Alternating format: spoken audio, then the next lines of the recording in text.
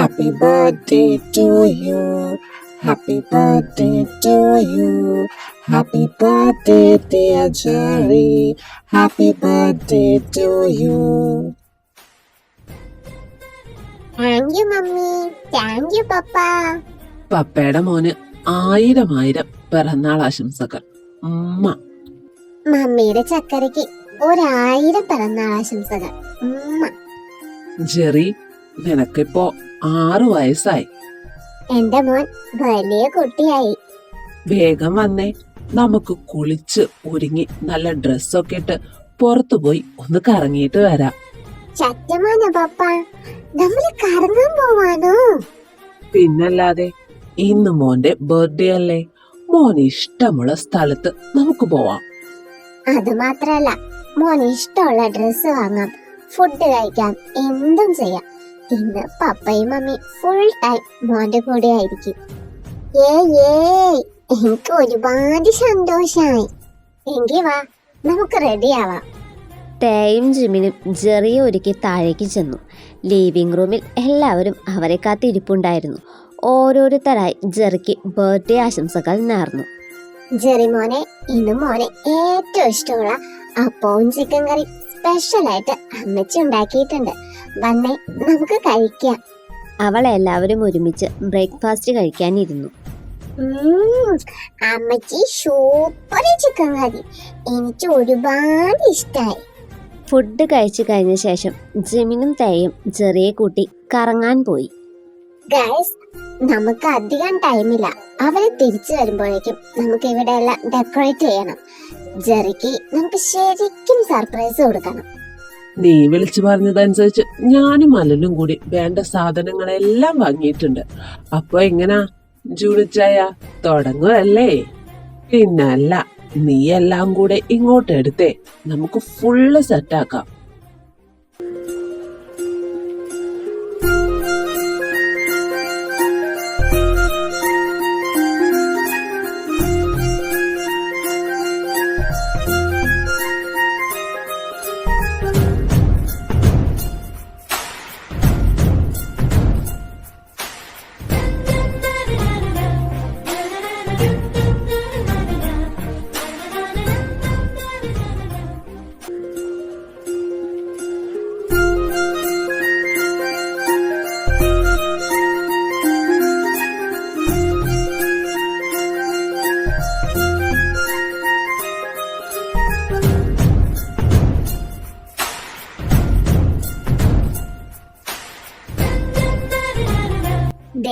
വിളിക്കാനുള്ളവരെല്ലാം വിളിച്ചല്ലോ അല്ലേ? അതൊക്കെ എപ്പോഴേ കഴിഞ്ഞു. ആരെയും വിട്ടുപോയിട്ടില്ലല്ലോ അല്ലേ? അങ്ങനെ വിട്ടുപോകാൻ മാത്രം ആരും ഇല്ലല്ലോ. ജീനിമോളുടെ ഫാമിലിയും തേയയുടെ ഫാമിലിയും മാത്രല്ലേ ഉള്ളൂ. അവരെല്ലാവരും വൈകുന്നേരം ആവുമ്പോഴേക്കും ഇങ്ങെത്തും. അടുക്കളയിൽ നല്ല പണിയുണ്ട്. നമുക്ക് പായസം വെക്കണ്ടേ? ശരിയാ ചേച്ചി, കേറിക്കോ, ഞാൻ ദേ വരുന്നു.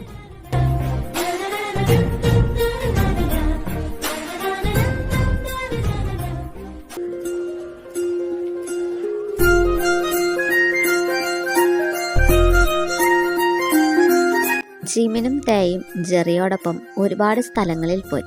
അവൻ ഇഷ്ടമുള്ളതെല്ലാം വാങ്ങിക്കൊടുത്തു. അവർ ഫുഡ് കഴിച്ചും മോളിലും മറ്റും കറങ്ങി തിരികെ വീട്ടിലെത്തി.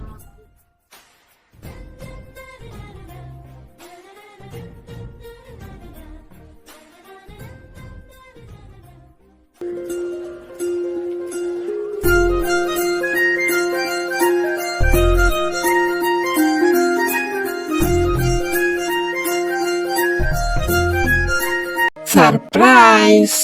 ഹായ്, എല്ലാരും ഉണ്ടല്ലോ. വാവ്, നല്ല രസമുണ്ടല്ലോ കാണാൻ. Happy birthday to you. Happy birthday to you. Happy birthday dear Jerry. Happy birthday to you. Jerry മോനെ, ദേ നിനക്ക് ഇഷ്ടമുള്ള ചോക്ലേറ്റ് കേക്കാ. വന്നേ, നമുക്ക് കേക്ക് മുറിക്കാം. ജെറി ജിമിൻ്റെയും തേയുടെയും കൈപിടിച്ച് കേക്കിൻ്റെ അടുത്തേക്ക് നടന്നു. അവൻ കേക്ക് മുറിച്ച് തേയ്ക്കും ജിമിനും കൊടുത്തു.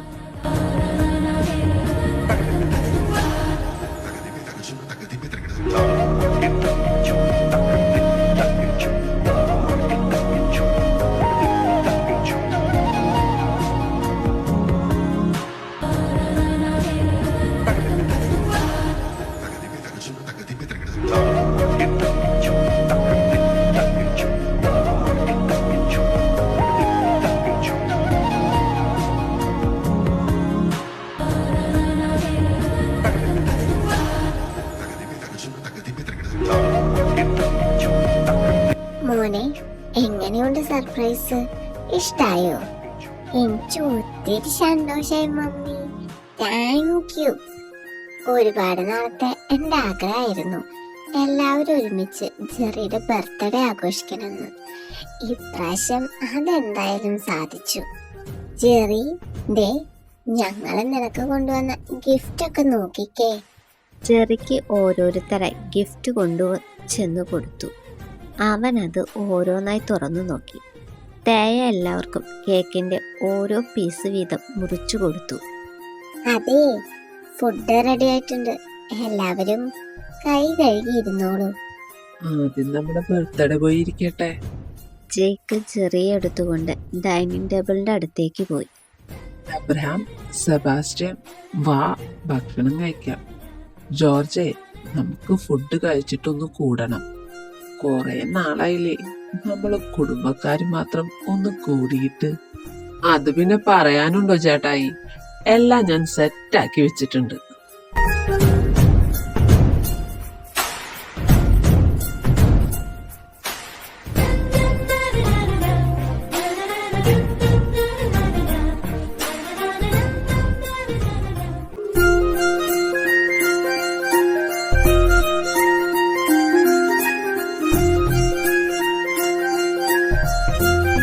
എല്ലാവർക്കും കുടിക്കാനുള്ള വെള്ളം ഒരു ജഗ്ഗിലാക്കി കൊണ്ടുപോകാൻ ഇറങ്ങിയതായിരുന്നു തേയ. എന്നാൽ പിന്നിൽ ജെയ്മി വന്നത് അവൾ കണ്ടില്ല. ജെയ്മിയുടെ കൈത്തട്ടി ജഗ്ഗിലെ വെള്ളം തേയുടെ ദേഹത്ത് വീണു. അയ്യോ, സോറി ചേച്ചി. ഞാൻ കറി എടുക്കാൻ വന്ന തിടക്കത്തിൽ തട്ടിയതാ.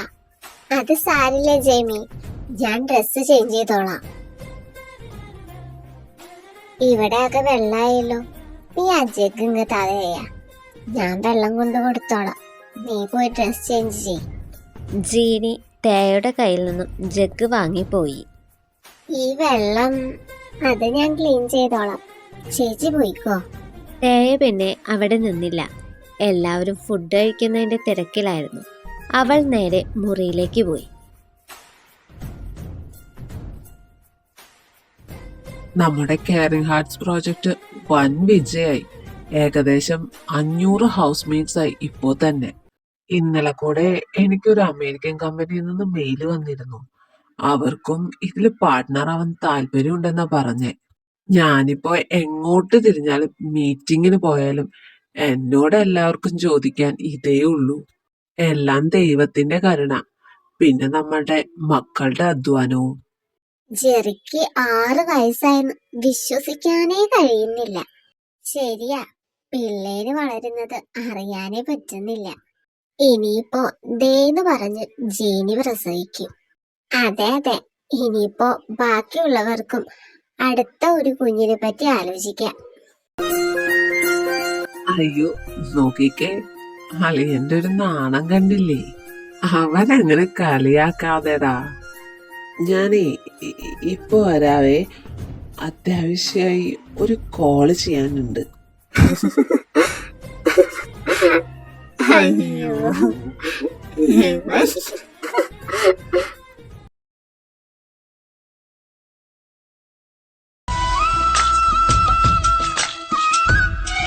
ഇത് മുഴുവൻ നനഞ്ഞല്ലോ.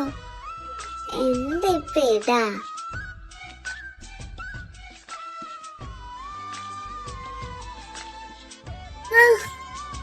ബഹളം വെക്കല്ലേ, ഞാനാ. എന്റെ ചായ പമ്മി പമ്മി വന്നതാണോ? ഞാൻ അറിഞ്ഞതേ ഇല്ല. നീ ഇങ്ങനെ നിക്കുമ്പോ നിന്നെ അറിയിച്ചു വന്ന നീ ഓടിപ്പോയില്ലേ, അതാ അറിയിക്കാതെ വന്നേ. മാറിക്കേ, ഞാൻ ഡ്രസ്സ് മാറട്ടെ. എനിക്ക് തണുക്കുന്നു. ഒന്നാമത് നനഞ്ഞിരിക്കുക ദേവ. AC അടിച്ച എനിക്ക് പനി പിടിക്കും. അതുകൊണ്ടല്ലേ ഞാൻ നിന്നെ ഇങ്ങനെ കെട്ടിപ്പിടിച്ചു നിൽക്കുന്നേ. നിനക്ക് പനിയൊന്നും പിടിക്കില്ല. റൊമാൻറ്റിക് ആവാനുള്ള ടൈം ഇതല്ല കേട്ടോ. നമ്മളെ താഴെ കണ്ടില്ലെങ്കിൽ എല്ലാവരും സംശയിക്കും. ഓ, അതൊന്നും കാര്യാക്കണ്ടെന്നേ. ദേ, അവരൊക്കെ ചോദിക്കുന്നു നമുക്ക് ഇനി എപ്പോഴാ അടുത്ത കുഞ്ഞെന്ന്. ആണോ? എന്നിട്ട് ഈ ചായനെന്ത് പറഞ്ഞു? ഞാനൊന്നും പറഞ്ഞില്ല. പെട്ടെന്ന് തന്നെ അവിടുന്ന് സ്കൂട്ടായി. അപ്പോ മോന് നാണൊക്കെ വരുമല്ലേ? ഓ പിന്നെ നാണം എനിക്കങ്ങനെ ഒന്നുമില്ല. നാണിച്ചോണ്ടിരുന്ന കാര്യങ്ങളൊക്കെ എങ്ങനെ നടക്കാനാ? ഈ ചായന്റെ ഒരു കാര്യം, ഞാൻ ഡ്രസ് ചെയ്യട്ടെ, മാറിക്കേ. അങ്ങനെ നീ ഇപ്പൊ പോവണ്ട.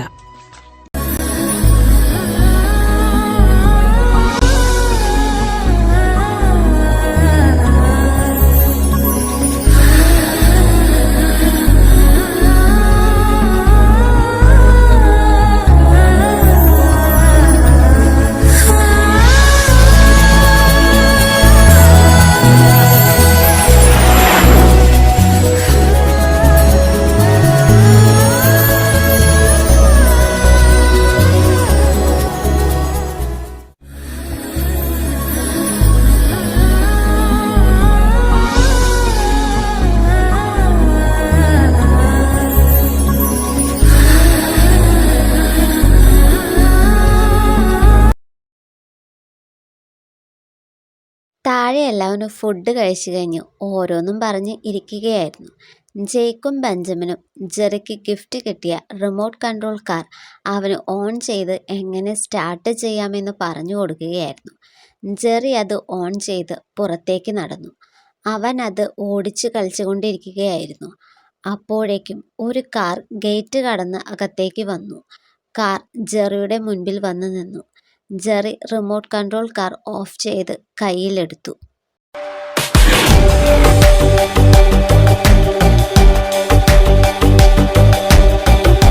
ജെറി കാറിൽ നിന്നും ഇറങ്ങി തൻ്റെ നേരെ നടന്നു വന്ന ആളെ മിഴിച്ചു നോക്കി നിന്നു.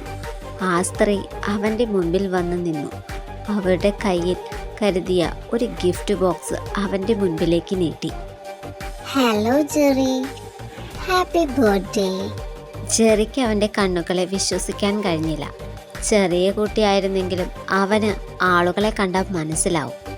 നോക്കി നിൽക്കാതെ ഗിഫ്റ്റ് വാങ്ങിക്കോ ജെറി. വേറെ ആരുമല്ല, നിന്റെ സ്വന്തം അമ്മയാ നിനക്ക് തരുന്നേ. ജെറി മോനെ, നിന്നെ പ്രസവിച്ച ശേഷം ഇതാദ്യായിട്ടാ മമ്മി നിന്നെ കാണുന്നേ. മമ്മി മോനെ ഒരുപാട് മിസ് ചെയ്തു. മോൻ മമ്മിയെ മിസ് ചെയ്തില്ലേ? ജെറി കരഞ്ഞുകൊണ്ട് ഐറിൻ അവൻ്റെ മുൻപിലേക്ക് വെച്ചു നീട്ടിയ ഗിഫ്റ്റ് ബോക്സ് തട്ടിത്തെറിപ്പിച്ചു. ഇല്ല, നിങ്ങൾ എന്റെ മമ്മിയല്ല. എനിക്ക് ഇങ്ങനൊരു മമ്മിയില്ല. ഇതും പറഞ്ഞ് ജെറി അവിടെ നിന്നും ഓടി വീടിന്റെ അകത്തേക്ക് പോയി. ഇത് ഞാൻ പ്രതീക്ഷിച്ചതാ. അപ്പോ അവന്റെ മനസ്സിൽ ഞാനൊരു ദുഷ്ട സ്ത്രീയാണെന്ന് മനസ്സിലായി. ഇവിടെ ഇങ്ങനെ നിന്നാ മതിയോ? നോ, ഞാനകത്തേക്ക് പോകുക. നീ ടൈം ആവുമ്പോ വന്നാ മതി. ഞാൻ പോയി എന്റെ എക്സ് ഇൻലോസിനെ ഒന്ന് കാണട്ടെ.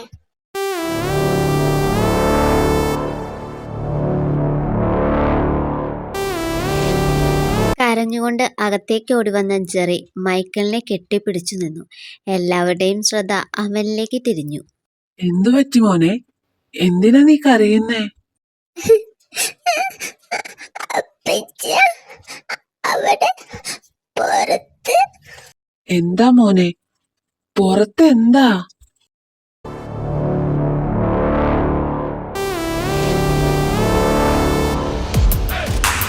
നമസ്കാരം. എല്ലാവർക്കും സുഖാണോ?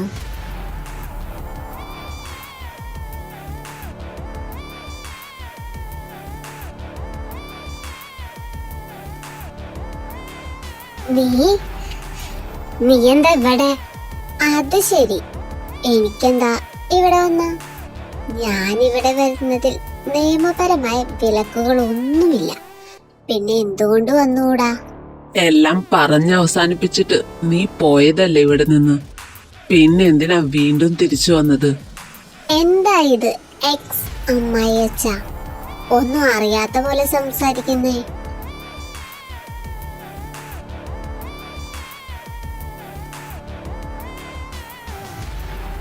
എവിടെ എന്റെ എക്സ് ഹസ്ബൻഡ്? കാണുന്നില്ലല്ലോ. ഐറിൻ, നീ പ്രശ്നം ഉണ്ടാക്കാതെ ഇവിടെ നിന്നും പോണം. ആ, വലങ്കായി ഇവിടെ തന്നെ ഉണ്ടല്ലോ. നീ സംസാരിച്ചധികം നീട്ടണമെന്നില്ല. എത്രയും വേഗം തന്നെ ഞങ്ങളുടെ വീട്ടിൽ നിന്നും നീ പോണം.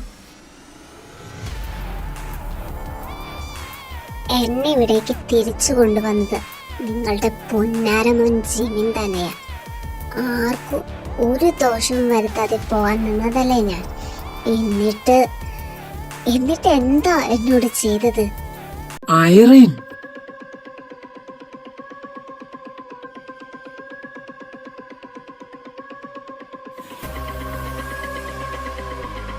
ആഹാ, ആരാ ഇത്? എന്റെ സ്നേഹനിധിയായ എക്സ് ഹസ്ബൻഡ്. ഒരു നിമിഷം പോലും നീ ഇവിടെ നിൽക്കരുത്. ഇറങ്ങിക്കോണം. കൂൾ മിസ്റ്റർ ജിമിൻ, ഇങ്ങനെ ചാടിത്തുള്ളാതെ. ഇന്ന് ഈ വീട്ടിൽ ദേ ആ നിൽക്കുന്ന ജെറിയുടെ ബർത്ത്ഡേ ആഘോഷിക്കുന്നുണ്ടെങ്കിൽ അതിന് കാരണം ഈ ഞാനാ. 6 വർഷങ്ങൾക്ക് മുമ്പ് ഞാൻ വേണ്ടെന്ന് വെച്ചിരുന്നെങ്കിൽ ഈ ഭൂമിയിൽ ഇവൻ ഉണ്ടാകില്ലായിരുന്നു. നീയാണല്ലേ ഇവിടുത്തെ പുതിയ മരുമകൾ തേയ. സത്യം പറഞ്ഞ നിന്നെ പറ്റി ഓർത്ത് എനിക്ക് സഹതാപമുണ്ട്. അറിയാതെ കുഴിയിൽ ചാടിയതാ നീ. അല്ല, നിന്നെ കൊണ്ട് ചാടിച്ചതാ ഇവര്.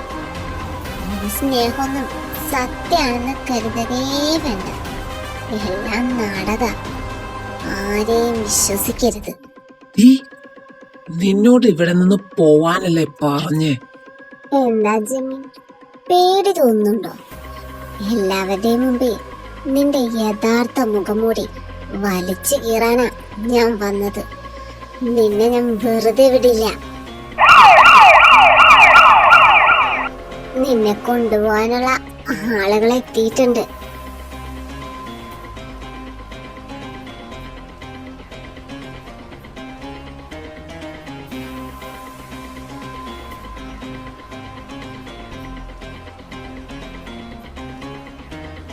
അവർ അങ്ങനെ നിൽക്കുമ്പോൾ വീടിൻ്റെ അകത്തേക്ക് പോലീസുകാരും ഒപ്പം മിഥുനും കയറി വന്നു. ഓഫീസർ, എന്താ പ്രശ്നം? ഇതിൽ മിസ്റ്റർ ജിമിൻ ആരാ? ഞാനാ. Mister Jimin, you are under arrest.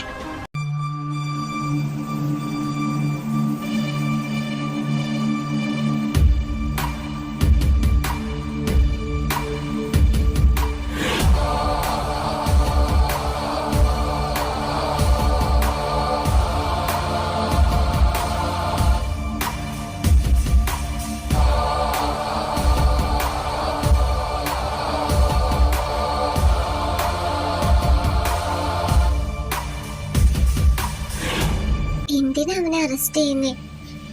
എന്റെ മോൻ കുറ്റമൊന്നും ചെയ്തിട്ടില്ല. നിങ്ങളുടെ മകനെ ഞങ്ങൾ വെറുതെ അറസ്റ്റ് ചെയ്തതല്ല, കൃത്യമായ തെളിവുകളുടെ അടിസ്ഥാനത്തിൽ തന്നെയാ. സാർ, നിങ്ങൾക്ക് എന്തോ തെറ്റിദ്ധാരണയാ. ഞങ്ങൾ ഫാമിലി നാട്ടിലേക്ക് വന്നിട്ട് 1 month ആയതേ ഉള്ളൂ. അതിന് ഞാൻ ഇയാൾ ഇവിടെ ചെയ്ത കുറ്റത്തിന് അറസ്റ്റ് ചെയ്തെന്ന് പറഞ്ഞില്ലല്ലോ. ഞങ്ങളുടെ ജോലി ഇയാളെ അറസ്റ്റ് ചെയ്ത് കൈമാറുക മാത്രാണ്. അതിന് മാത്രം എന്തു കുറ്റാ ജിമിൻ ചെയ്തേ? കൊലപാതകം. He is a murderer.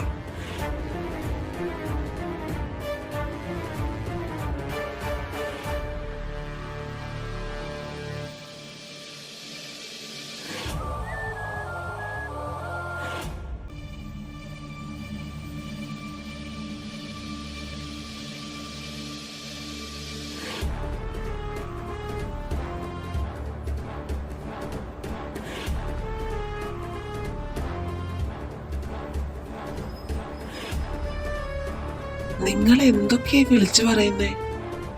കൊലപാതകോ? അതെ, ഈ നിൽക്കുന്ന മിസ്റ്റർ മിഥുന്റെ ചേട്ടൻ മെൽവിനെ കൊന്ന കേസിനാ ജിമിനെ അറസ്റ്റ് ചെയ്യുന്നത്. സാർ, നിങ്ങൾ പറയുന്നതിനായിട്ട് മാത്രം ജിമിൻ ആ മരിച്ച വ്യക്തിയുമായി യാതൊരു ബന്ധവുമില്ല. പിന്നെങ്ങനെ? നിങ്ങൾക്കൊരു പക്ഷേ എന്റെ ചേട്ടനെ അറിയില്ലായിരിക്കും, പക്ഷേ ജിമിന് നല്ലതുപോലെ അറിയാം. സിയോളിൽ നിങ്ങളുടെ 1 of the കോമ്പറ്റീറ്റർ എൻ്റെ ചേട്ടൻ്റെ കമ്പനിയായിരുന്നു.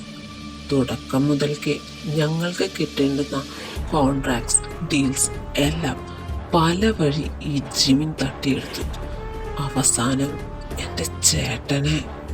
അതുമാത്രല്ല, ഞാനും മെൽവിനും തമ്മിൽ ഇഷ്ടത്തിലാണെന്ന് അറിഞ്ഞ ഇയാൾ ഞാൻ കൂടെ ഉള്ളപ്പോഴാ എന്റെ മെൽവിനെ ആക്സിഡന്റ് ആണെന്ന് വരുത്തി തീർക്കാനായിരുന്നു ഇയാളുടെ പ്ലാൻ. പക്ഷേ അന്ന് ആ കാറ് ഞാനുണ്ടായിരുന്ന കാര്യം ഇയാൾക്ക് അറിയില്ലായിരുന്നു. എല്ലാം നേരി കണ്ടത് ഞാനാ.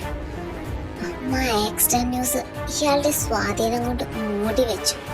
അല്ലെങ്കിൽ പണ്ടേ ജയിലിൽ പോകേണ്ടതായിരുന്നു.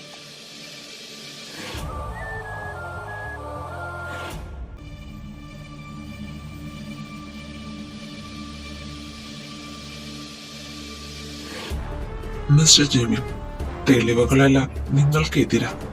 നിങ്ങളെ അറസ്റ്റ് ചെയ്ത് സിയോൾ പോലീസിന് കൈമാറുക മാത്ര ഞങ്ങളുടെ ജോലി. So please cooperate. ജിമിൻ ഒന്നും പറയാതെ നിന്നു. പോലീസ് അവന്റെ കൈകളിൽ വിലങ്ങണിയിച്ചു.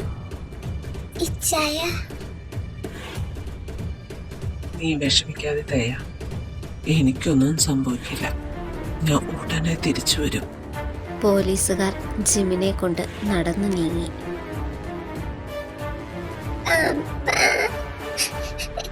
എവിടേക്കാ എന്റെ പപ്പയെ കൊണ്ടുപോകുന്നേ?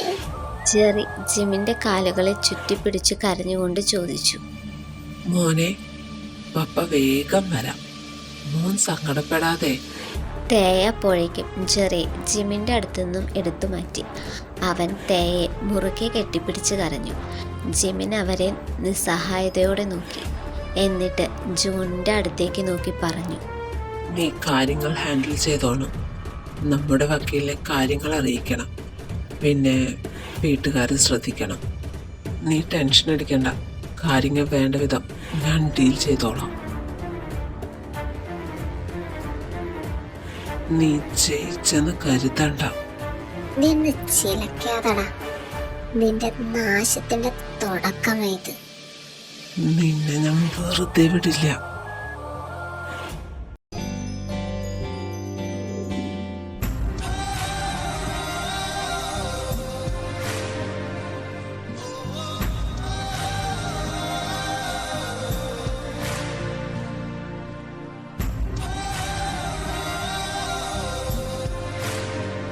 നീ വെറുതെ ആ നശിച്ചവനെ കുറിച്ച് ഓർത്ത് വിഷമിക്കാതെ. നിനക്ക് അവനേക്കാളും നല്ല ഒരാളെ കിട്ടും. അവൻ നിന്റെ ജീവിതത്തിലുണ്ടെങ്കിൽ നിനക്ക് നരകത്തിൽ ജീവിക്കുന്നതിന് തുല്യമായിട്ടായിരിക്കും അനുഭവം വരുന്നത്. നിർത്തടി. നീ ആരെയായി പേടിപ്പിക്കുന്നേ?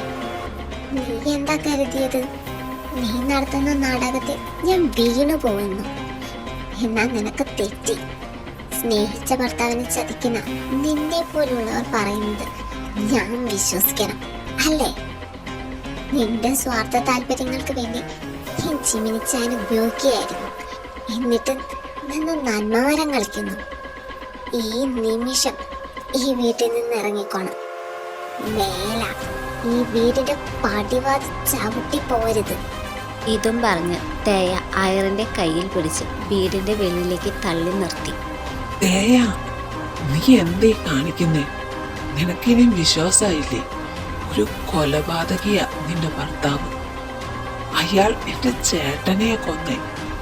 ഇത്രയും നടന്നിട്ടും നീ അയാളെ സപ്പോർട്ട് ചെയ്യുന്നു. മിഥുൻ, എനിക്കൊന്നും കേൾക്കണമെന്നില്ല. എന്റെ സമനില തെറ്റുന്നതിന് മുമ്പ് ഇവളെയും വിളിച്ചുകൊണ്ട് ഇവിടെ നിന്ന് പോ. നീ പറഞ്ഞു വിടാതെ തന്നെ പോവാൻ ഞങ്ങൾക്കറിയാം. മിഥുൻ, വാ. മിഥുനും അയറിനും അവിടെ നിന്ന് പോയപ്പോൾ തേയ ജെറിയുമായി മുറിയിൽ ചെന്ന് വാതിലടച്ചു. മൈക്കിളെ, എന്താ ഞാൻ ഈ കേൾക്കുന്നേ? ഇതൊക്കെ സത്യാണോ? നീ എന്തോ ഒന്നും മിണ്ടാതെ നിൽക്കുന്നേ? നീ സമാധാനപ്പെട്. കാര്യങ്ങൾ ഞാൻ പറയാം. ഞാൻ അത്യാവശ്യം പുറത്തു പോവാ. ജിമിനെ പുറത്തിറക്കാൻ കുറച്ച് ആളുകളെ കോണ്ടാക്ട് ചെയ്യണം. ഞാനും കൂടെ വരാം അച്ചായ. ഞാനും വരാം. ജൂണും ജേക്കും ബെഞ്ചമിനും അവിടെ നിന്നും കാറിൽ പുറപ്പെട്ടു. ഇവിടെ ഇങ്ങനൊരു സംഭവം ഉണ്ടായിട്ട് മനസമാധാനത്തോടെ തിരിച്ചു പോകാൻ സാധിക്കുന്നില്ല. ഡാഡി, ഞാൻ പറയുന്നത് കൊണ്ട് ഒന്നും തോന്നരുത്. തൽക്കാലം നിങ്ങൾ ഇന്ന് പോണ്ട. നേരെ ഒരുപാട് വൈകിയില്ലേ? അവള് പറയുന്നത് ശരിയാ. ഇങ്ങനൊരവസ്ഥയില് ഇവർ ഇരിക്കുമ്പോ നമ്മൾ ഇറങ്ങിപ്പോകുന്നത് മോശം തന്നെയാ. എന്റെ മോൻ, അവരെന്തേലും ചെയ്യോ? സമാധാനത്തോടെ ഇരിക്കു ചേച്ചി. നമ്മുടെ ജിമ്മിന് ഒന്നും സംഭവിക്കില്ല. എനിക്കെന്റെ മോളെ പറ്റി ഓർത്ത് പേടിയാവുന്നു. അവളുടെ ജീവിതത്തിൽ എന്തിനാ ദൈവം ഇങ്ങനെ ഓരോ പരീക്ഷണങ്ങൾ കൊടുക്കുന്നേ? സങ്കടപ്പെടാതെ ആന്റി. ചേച്ചി വളരെ strong. She will overcome this. എല്ലാവരും മുട്ടിപ്പായി പ്രാർത്ഥിക്കേ. ദൈവം നമുക്കൊരു വാതിൽ തുറന്നു തരാതിരിക്കില്ല.